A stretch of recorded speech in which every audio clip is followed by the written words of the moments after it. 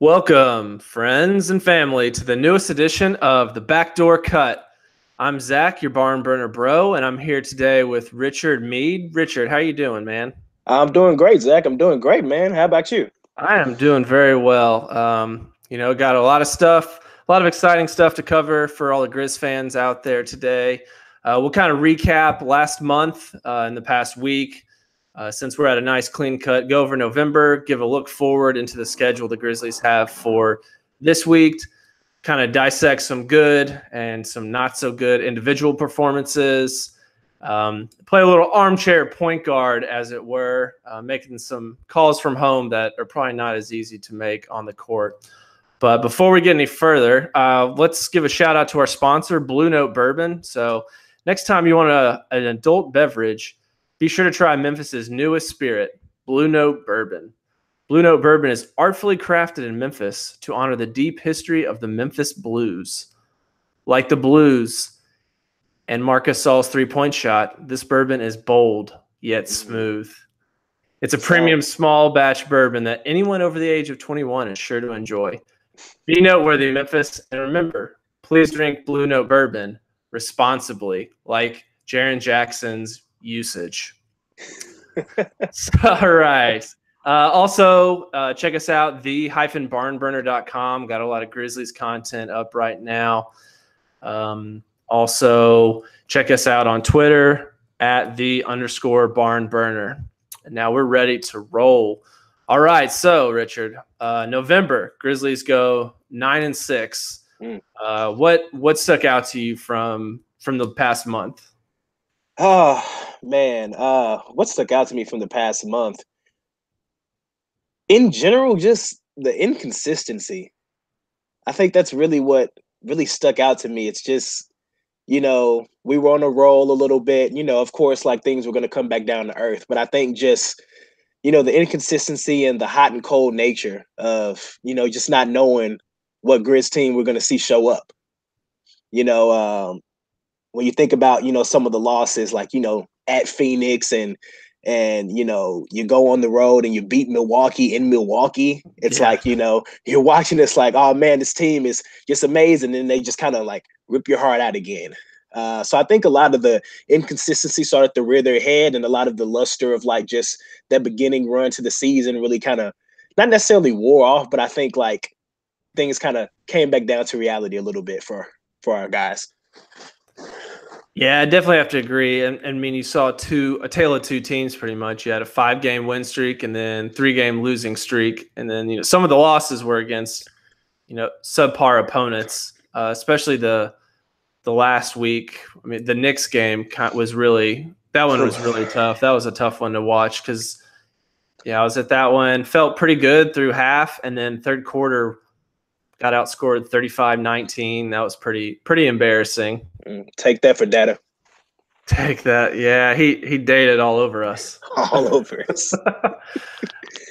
And then some interesting things. So obviously we had November, and for the month, the Grizzlies actually led the league in blocks per game. So we know Jaren, he was fourth the other day in the league in blocks per game. So that's translating to the team and actually leading the league over the month of November. Wow. Some other things that kind of stuck out were we're next to last in rebounds per game, which that's pretty tough, I think. Yeah. And also we're 24th in points per game. So which we know our offense is not going to be what puts us over the top. Right. But also kind of our defense in some games. I don't know if it's maybe because of the extended games that we played, but we're 9th in defensive rating for November. So that doesn't put us in the top 5, which we definitely have to be like top 3, top 5 in order to be a competitive team, since we're definitely not scoring, over. I feel like we're plus or minus 100 points, and like we're going to win our games 102-98. I feel like that's like going to be the average win for us. And then a couple other notes from November. Our defensive rating per quarter is something that I looked at. I thought that was pretty interesting. So first quarter, 100.8 defensive rating. So a really good there. And then we progressively get worse in the second, 109.6. Mm. And then in the third, which killed us several games. That third quarter. Yeah, 112.5. So that's – and then we kind of tightened back up again. And then in the fourth, we're 105.5. But I feel like sometimes that's just too little, too late for us. Mm-hmm. But so last week, recapping that, we had the tough loss to the Knicks, which we kind of talked about. We shot 11 of 16 from the free throw line, so 58%, which is our worst of the season. Wow. That one was like there was just no air in the stadium that night while that was all going on. Wow. Were there any other things from that Knicks game that kind of stuck out to you? I think a lot that stuck out to me was just watching that fourth quarter, man, and just, seeing the frantic comeback. When we talk about, the defensive rating kind of coming back up in the fourth quarter, but like you said, it's too little too late. And then you look at the offensive end. I think what stood out to me in that Knick game in particular was just I wasn't seeing any sets being run. It was just a lot of, all right, Mike, get the ball and go win us the game. I just saw a lot of Mike isolation, not a lot of movement, not a lot of cutting off the ball. And it was just, Mike is capable. Of course, I think we all know that. But, I mean, sometimes it's your night, sometimes it isn't. And I think, seeing the Knicks, they were getting into transition a lot. And they were scoring kind of, I don't want to say at will, but they were scoring pretty rather easily. And it's just, how can, JB kind of figure out, the team to put on the floor that'll not only compete defensively, but will give the team a best chance to actually score points, which is what you have to do to win a basketball game effectively. Yeah, that's not how we like to win basketball games, though, if we can help it. Yeah, definitely not. Definitely not. Yeah, so that Knicks game that kind of sucked all around. But the Raptors game, did you happen to catch that one? Yes, sir. Man, the first half was glorious. Yeah, that was honestly one of the more eye-opening, but it was a really fun game because the Grizzlies scored over 30 points, almost 40 points in the second quarter, but over 30 points 2 quarters in a row, which I'm curious if that's happened. Maybe like in the Atlanta game, probably at the beginning of the year, but most games that's not happening. And I was feeling – I knew, though, that it was probably too good to be true. And I was like texting folks. I'm like, oh, no, we're going to waste like a high-scoring game. Yep. And we sure did. But that Raptors team, they're for real. They're deep, man. They're deep. They are deep. Yeah, they had 6 guys scoring double figures. And the thing is, Kyle Anderson was on Leonard, and Kawhi only had 17 points. I say only, but right. But for him, that's pretty good. Yeah, that was solid. But Kyle Lowry he was out for a vengeance. He hit 5 of 8 from 3. We just could not stop him. But one thing I did notice is that, yeah, we can kind of talk about how the Raptors went off and hit 18 threes, but they really did have a lot of open threes. They were wide open, man. Yeah. Wide open, especially in the fourth quarter. Like Van Vliet, I think I recall, hit like 2 within like a minute or 2 minute span. And there was no one within, 2 to 3 feet of him. Yeah. Just wide open, setting the feet, knocking down an open shot. Yeah, we were focused so much on clamping down on Kawhi when he was driving in that the perimeter, it was bad. But that Raptors team, I was highly impressed with them, and yeah, Kawhi really puts them over the top, I think, and they're going to be scary come playoff time. Last year I was all in on the Raptors, and I was like, yeah, they're going to the finals, and everyone else was clowning on me. It seems I was potentially 1 year too early because this team actually they can score from a lot of different guys. Yeah. A lot of vets on this team, and they just play their role. They know their role. It seems like they all have their niche. Every man from one down I think they're going like 8, 9 deep at minimum. And it seems like everyone that comes into the game can contribute. And they also, have a little bit of a 3-guard rotation where they're getting, Lowry and Van Vliet their minutes, but also DeLon Wright's getting some minutes in there as well. And I think they're just effectively using their pieces.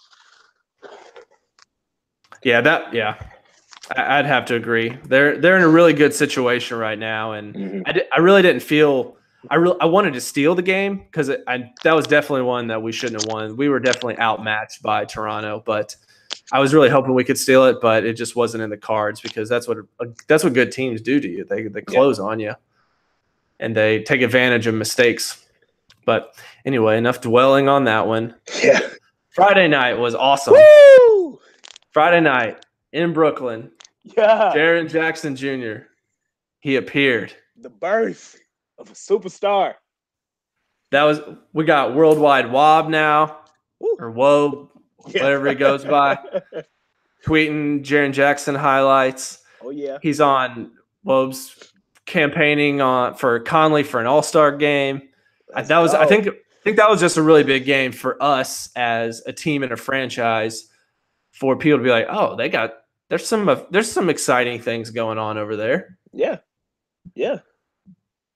But yeah, so that one, for anyone who may have not, been on Twitter or didn't watch the game, so Jaren scores, he hit and 1-3, to tie the game, send it into overtime, and then 2 overtimes, it was Mike Conley time. Take over. Yeah, and they both had like 36, 37 points. Yeah. Something like that.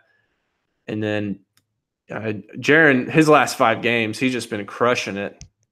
Yeah, he's Yeah, I think you pulled some numbers on that one. Yeah, man. Jaren's last 5 games, you're talking 18.6 points, 5.2 rebounds, 2.8 blocks, shooting 57% from the field, 50% from 3, and 90 from the line. Now, those numbers with a usage rate of only 22.8%. He's a +3 net rating, 58, 50, 90. The teenager. The teenager, yeah, you forget he's a teenager. The teenager. 58, 50, 90. Now today, the Rookie of the Month came out for Eastern and Western Conference. We had Doncic for the West, and we had Trae Young for the East. Now, they were putting up solid, great numbers, but I'm curious to know their usage rates. I'm curious to know, these are 2 ball-dominant players who were basically given the keys to their franchise from the moment they were drafted. So you've got Jaren putting up these numbers, when half the time a play isn't even called for this guy. His potential is scary. Yeah, he's not getting the touch on most of the plays. It's pretty much running through Mike and Mark for the most part, and he's just kind of a lot, at least up until then, mostly an afterthought. But I think that's a good point. That Young's touching the ball a ton. Doncic is expected to do everything in Dallas. And I know Doncic is getting a ton of minutes because he was one of the few guys. There were 6 rookies averaging more minutes than Jaren as of a few days ago, and he was one of them. Wow. So he was, he's getting a lot of minutes. He's getting full starters minutes. I'm not sure what Trae Young's doing, but I would definitely not be surprised if we see Jaren getting that award, 1 or 2 times at least this year. If he stays on this trend, got to. Yeah, definitely. And I think, that Nets game, I think it really was big for his confidence as well. Just being able to be out there on the floor in crunch time, closing the game, had the ball in his hand, was trusted to take the big shot, had the guts to take the big shot, take it, miss or make. He took that shot. That's building his confidence, that clutchness, that clutch gene. And the difference in that game, honestly, once they got to the 2 overtime periods, was we had Mike Conley and they didn't. Mm-hmm. That was the difference in the game. Yeah, that's one of our Twitter followers pulled a stat. So Mike has the, I think, 10th highest usage rate in the 4th quarter and beyond in the NBA. Okay. So out of 30 teams, you can assume that, the best players are probably getting the ball then. So that's putting him in the top 10 most trusted guys, however you want to look at it. Right. For the 4th quarter. And it's very apparent when you're watching the games that, Mike's getting the ball for sure. And he does deliver a lot of times, but not always. But I can't say that, that's a lot of pressure to only put on one guy.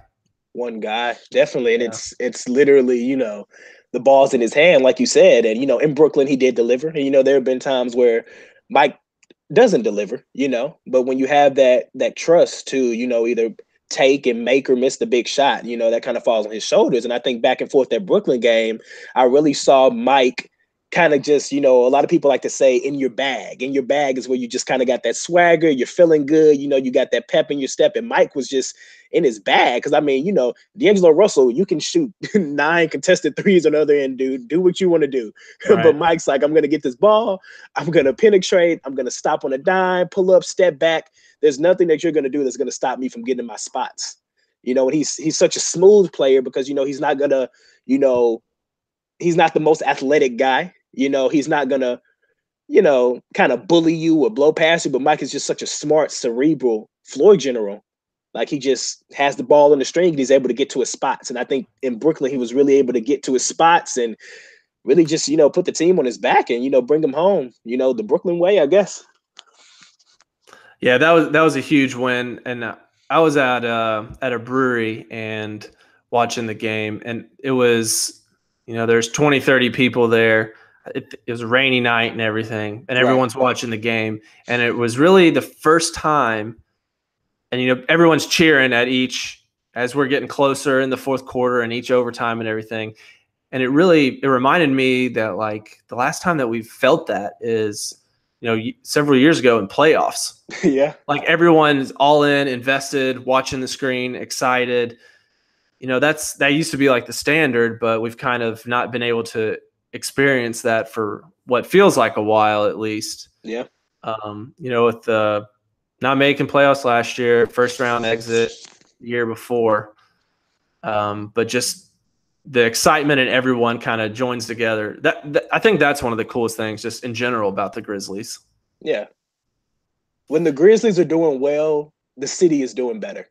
Yeah. Like, Memphis is just a different place when the Grizzlies are doing well. It's beautiful. 100%. And all right, so then they close out the week at Philly last night. And then that game, that was just a funky game. I felt like we never really had rhythm. Agreed. And really, it shows to me, Embiid is just, he's a monster. Whew, man. That guy, a bad man. He really is. He impacts the game on both ends of the floor. You can see several times that guys like Shelvin get into the lane and then just dribble right back out, or be looking to pass out and not really be looking to finish because, you know, Embiid, he's like significantly larger than Mark, I feel like. And obviously Mark's 7 foot tall. Right. And his shot blocking ability is really intimidating for a lot of folks. And you can see that. I mean, you can watch them play against anyone, and he's doing that. And it definitely shows with Philly, even though they got Jimmy Butler, you know, obviously another big piece recently via trade. Mm-hmm. When Embiid's on the floor, his on-off net rating for Philly, it swings positive 15.5 points. Wow.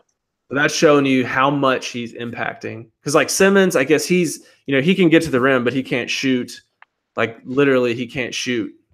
Right. So he's kind of restricted to what he can do, even though he is really good at what he does. But also, I realized yesterday he's on my list of, like, guys I don't like how they play, I think. Oh, yeah. I think so. Like, I respect, you know, guys like, you know, Redick and Embiid are really good at their craft. Mm-hmm. Redick's a Grizz killer. I mean, he's a killer probably against a lot of teams. For sure. Amazing shooter, so you can't leave him open, but you know this. But Simmons, man, he's throwing elbows every time he gets the ball, like in the post. Yeah. And everyone he's guarding. I just didn't I don't know. I'm going to have to keep an eye on him, but he's kind of creeping in my bad list. But I guess we won't have to face him again. I personally just don't like the headband. Once I saw the headband, I was like, nope. What was up with the dual head? Does Butler usually wear one or no? They apparently, I was doing some reading, and apparently they have a wager amongst each other, a defensive wager. So whoever has like the most blocks or steals, they call themselves the Band Brothers or the Headband Brothers. So Jimmy's kind of put the challenge under Ben Simmons to kind of improve defensively. And so I guess that means going and getting matching headbands and wearing them on the court. But as soon as I saw the headband, man, I was like, you know what, Ben? Nah, this ain't it, fam. That ain't not about it. I'm not about Ben Simmons. I'm gonna be on the anti-Simmons team at this point, I think. So I'm gonna I have to won't keep an eye disagree on with you him. there. See if he does anything else egregious that will add fuel to my fire. Yeah, I'm with you. I'm with you. But one thing we did see about Philly, so kind of getting into the lineup portion, what a lot of people have been talking about is on that wing slot, that reserve wing. Where do you stand right now with between Marshawn, Selden, and the variety that we've sprinkled in there? Man, is Yuta Watanabe available? Somebody, anybody. Man, Marshawn. You know, when I was watching the Philly game and I saw in the fourth quarter, there was like 2 minutes left and Marshawn was on the court. I was just like, why? Why, JB? Why are you doing this to us? You know, last year was kind of a lost season. I think we all get that. You know, and it was a nice little feel-good story. You know, we go get Marshawn from China. He can come pull up buckets, put up big points in a lost season. But, you know, we're trying to get back now. Why is Marshawn still here? You know, I understand, you know, that he can get a shot. But in what other ways on the court does Marshawn contribute any value? He's just a gunner. You know, he's a oh God, I don't even want to say a poor man's Nick Young. He's like a poor man's God. I don't even know a comparison for him. And he's playing 20 plus minutes. And then you have Selden. Now, Selden, I think, is the more frustrating of the two for me. Yeah. Just because I think we talk about potential, but when is it going to manifest? You know, we have the Summer League Selden mantra, you know, and he struggled with some injuries early on in his career, you know, which I get, I understand, you know, but I think I was expecting, you know, Selden to come in and be like the defensive perimeter stopper that was going to just, you know, really lock down the opposing wings, and also not necessarily be a 3-and-D guy, because I don't necessarily know if he had ever been billed as a shooter of that magnitude, but at least somebody that could get the ball, take it off the dribble, drive to the cup, get fouled, you know, and just play a physical brand of basketball. But oftentimes, you know, I'm seeing flashes. You know, there's one game you'll watch Selden's all over the floor, and there's one where it's like, wait, he played 20 minutes. I didn't even see him out there. Yeah, totally non-factor, you know, totally invisible. Yeah. Totally invisible. And I don't understand. So in regards to your question about the wing spot, I think a change has to be made. I don't think that reserve wing spot is up to par. You know, we got Garrett starting, and Garrett has been a pleasant surprise. I think with Garrett, you know what you're going to get. Smart, intelligent basketball player, can hit the three when he's feeling it, can play lockdown defense, and is going to try. He's an effort, you know, leader, just a good guy, good basketball player. But when he's off the court, you know, you're looking at that wing spot, it's just like something's missing. You know, I don't know if that's going to the hustle, if you want the fans to get DJ Steffens in there to get some excitement, get some dunks off and kind of just hustle around. But Marshawn and Wayne, I just don't think it's cutting it. You know, a man can dream. I can dream for Bradley Beal, but right now we just got Marshawn Brooks and Wayne Selden. Yeah, I think this is kind of where we really miss Dillon. Like Oh, yes.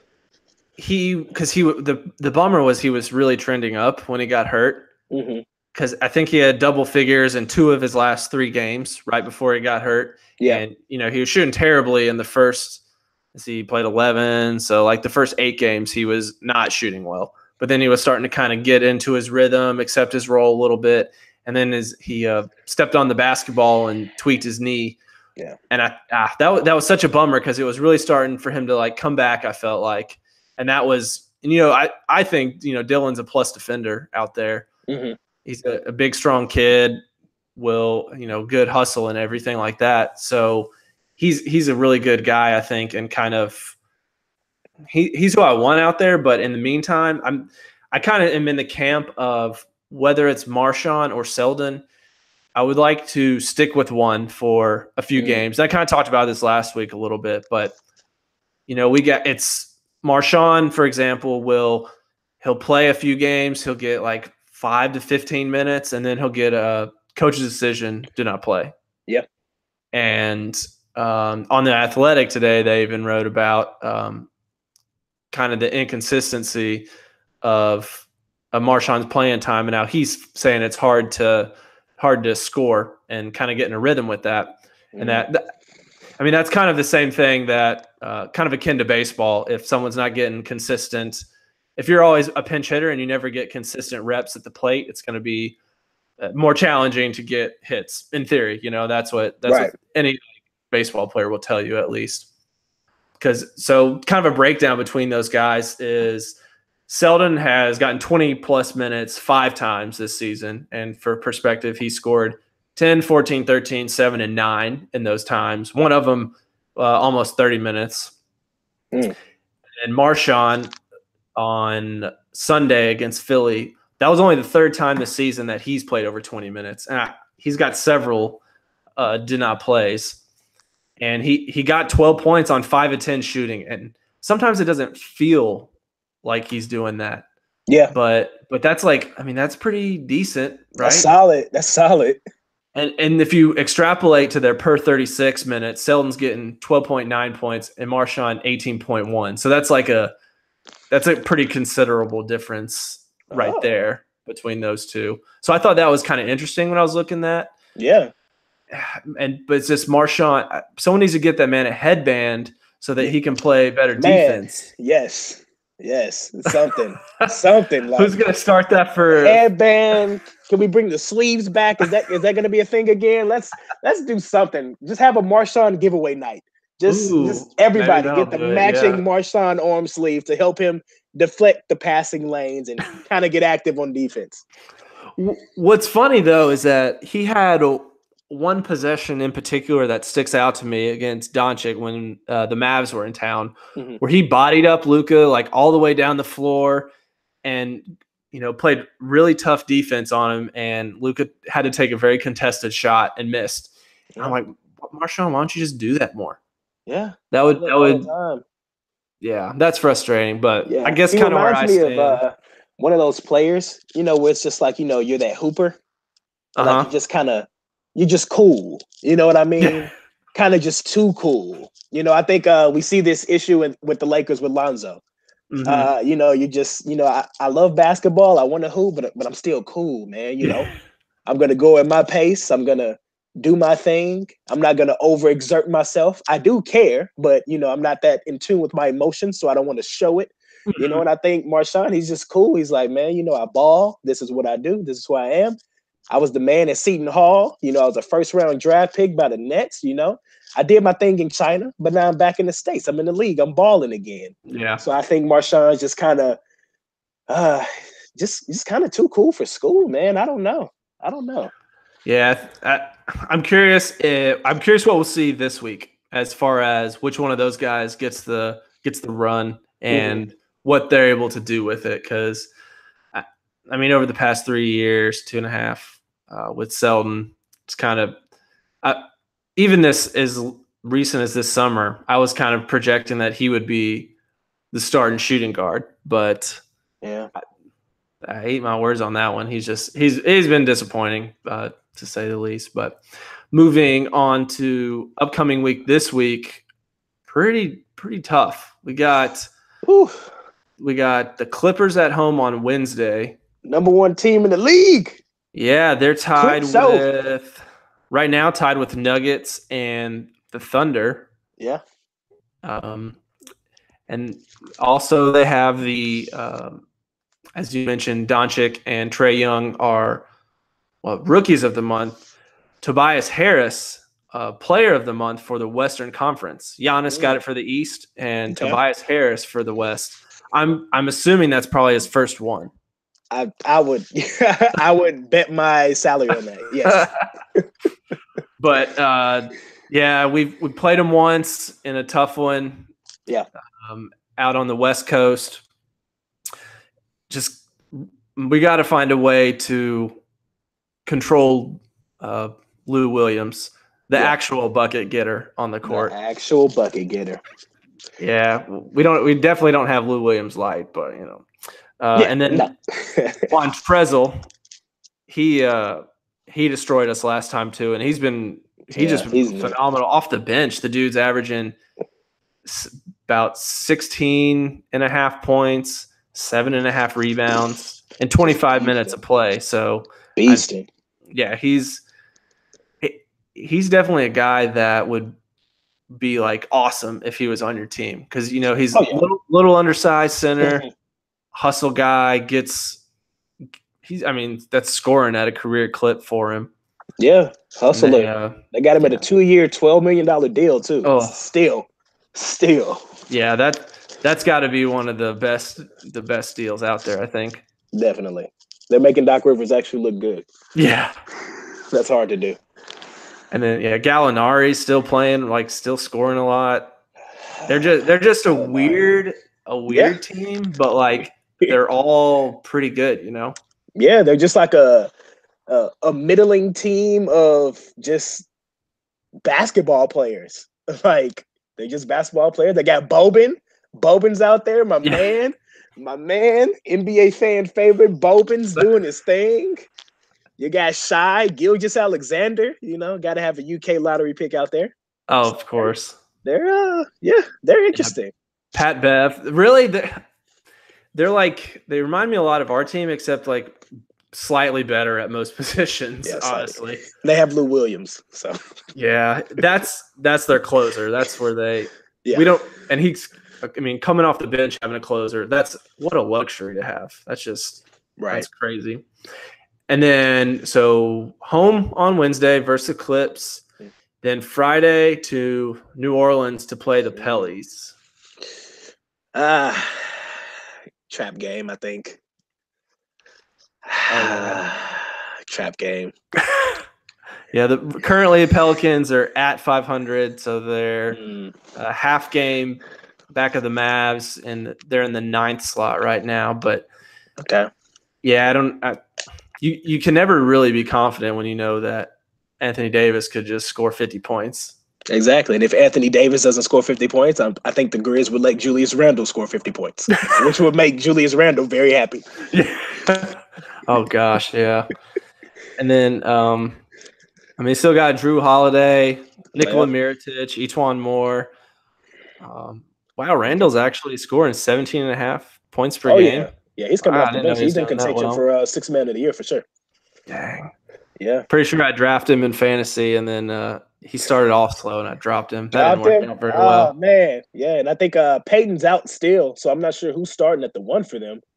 Because Peyton's been hurt, then he came back, then he got hurt again. So yeah, he's always kind of a fascinating player to me. Yeah. It was a lottery pick, high lottery pick. Yeah. At least he got a haircut. He got a haircut, so there's signs of that's true. He doesn't have the weekend hair anymore. Yeah, thank God. Just want to grab it. So Friday in New Orleans, and then that'll be a tough game. We'll see we'll see. Mark's played really well in most games against high profile big men, so we'll see how this game goes, and probably a good time. Could be a really big game for Jaren as well. Yeah. So we'll see what happens there. And then Saturday. Oh, yeah. I'm sure a lot of folks been looking forward to. Oh, yeah. The Lake Show coming to town. Lake Show is coming to town. Forum is going to be rocking. Yeah. All those gold mustard yellow jerseys in the stands. Oh, yeah. Tons of them. Oh, yeah. So, yeah, LA is 5th right now, 14-9. They're half game up on the Grizzlies. It feels like they lost a lot more than 9 games. Right. Personally. Or they started off with this season with 9 losses or something like that. It's because they're ESPN's darling child. So whatever they do, the microscope is going to be enhanced. Oh, yeah. So we just hear about them every second of every day. So obviously you got LeBron James out there. And his cast of characters. His cast of misfit toys. Yeah, I don't know if you saw this, but I guess Moritz Wagner got his first points. Free throws. Yeah. First points. And the whole bench is just going crazy. Yeah, everyone. Tyson Chandler's having to hold people back and everything. Joe McGee, they're just going nuts for him. So I thought that was pretty funny. It's actually an interesting team, but also they're starting to kind of hit their stride a little bit. You know, Mm-hmm. Rondo's been out. I think that's given Lonzo a little bit more confidence to know that, like, you know, he's not going to get yanked if he just makes a mistake.